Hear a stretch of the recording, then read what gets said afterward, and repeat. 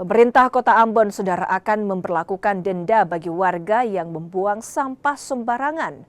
Aturan ini diberlakukan untuk penegakan disiplin lingkungan. Pemkot tengah menyusun peraturan wali kota sebagai landasan hukum agar kebijakan berjalan efektif.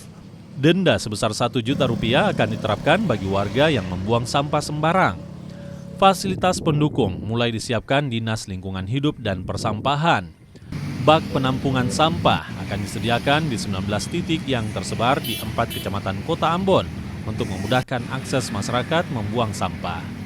Sanksi itu kan diatur di Perda, tetapi teknisnya pelaksanaan di lapangan itu harus diatur dengan peraturan wali kota.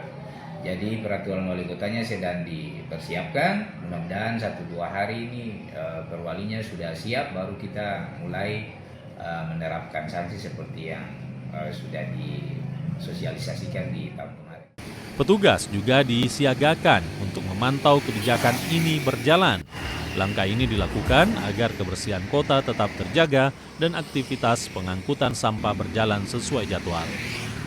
Yahya Lating, Kompas TV Ambon, Maluku.